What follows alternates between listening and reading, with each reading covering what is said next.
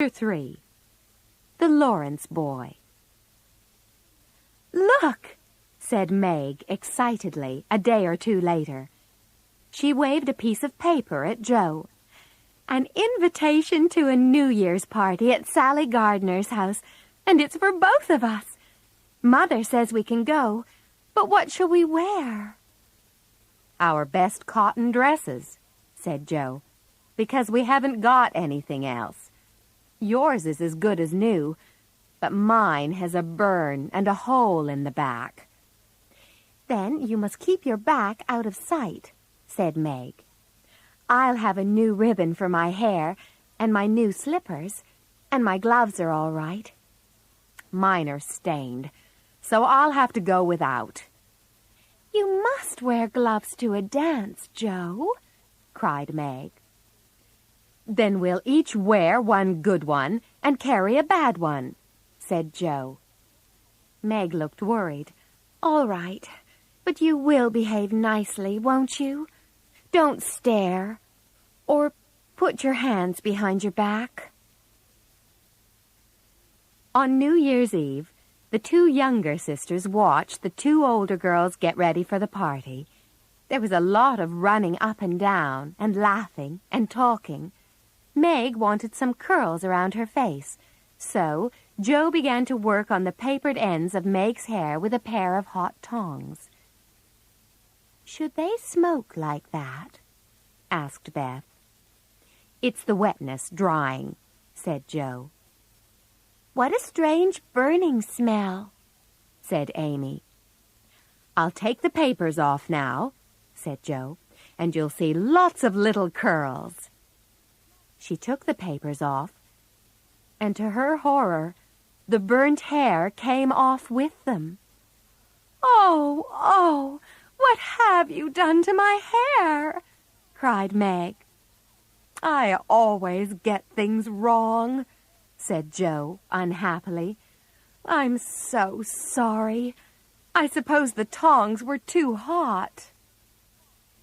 "Don't worry," Amy told Meg, who was crying. "Just tie your ribbon so that the ends come onto your forehead a little, and it will look quite fashionable." At last, Meg and Joe were ready and went off to the Gardner's house, where Mrs. Gardner welcomed them kindly. Meg immediately began to enjoy herself with Sally, but Joe wasn't interested in girlish talk and stood with her back carefully against the wall, watching the dancing. Soon Meg was asked to dance. Then Joe saw a big red-haired boy coming towards her, and she quickly went through a door into a small room. Unfortunately, another shy person was already hiding there, and she found herself looking at the Lawrence boy. "Oh, dear, I didn't know anyone was here," Joe said. The boy laughed. "Don't go.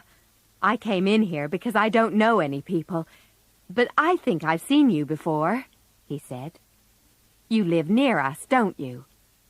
"Next door," said Joe. "We enjoyed your nice Christmas present." "My grandfather sent it, Miss March." "But you gave your grandfather the idea, didn't you, Mr. Lawrence?" "I'm not Mr. Lawrence, only Laurie," he said. "And I'm not Miss March, only Joe," she said. "Do you like parties?" "Sometimes," he answered. "I've been abroad a lot recently, and I don't know how you do things here." "Abroad?" said Joe. "Oh, did you go to Paris?" "We went there last winter." "Can you speak French?" she asked. He said something in French, and Joe listened carefully. "You asked, 'Who is the young lady in the pretty slippers?' It's my sister, Meg, and you knew it was. Do you think she's pretty?" "Yes," he said. "She looks so fresh and quiet."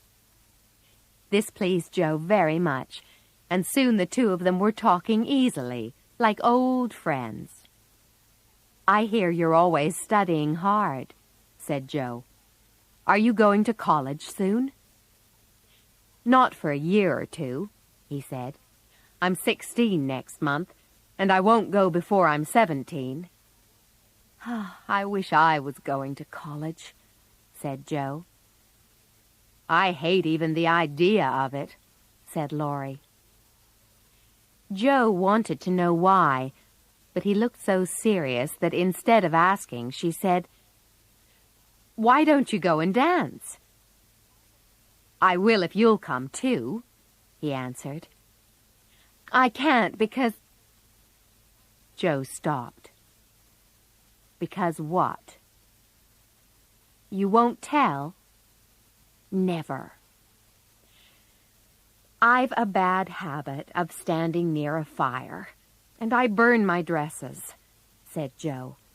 "I have to keep still so that no one will see the burn on this one. Now, laugh if you like." But Laurie didn't laugh. "Never mind that," he said gently. "Please come." Joe smiled. "All right," she said. "Thank you." When the music stopped, they sat down and began to talk, but Joe saw Meg waving at her. She went over and followed her sister into a side room. "I've turned my foot over and hurt my ankle," said Meg. "I can't walk on it, and I don't know how I'm going to get home." "I'm not surprised you turned your foot over in those stupid high shoes," said Joe. "You'll have to get a carriage or stay here all night." "A carriage will cost a lot," said Meg, "and I can't stay here for the night because the house is full. I'll just rest until Hannah comes to fetch us. Then do the best I can." "They're going in for supper now," said Joe. "I'll stay with you." "No, run and bring me some coffee," said Meg. Joe found the coffee, but immediately dropped some down the front of her dress. She was cleaning it off with Meg's glove when a friendly voice spoke to her. "Can I help?" said Laurie. He had a cup of coffee in one hand and a plate with a cake on it in the other. "I was trying to get something for Meg," said Joe. "And I was looking for someone to give this to," he said. He fetched more coffee and a cake for Joe. Then the three of them had a happy time talking together until Hannah arrived.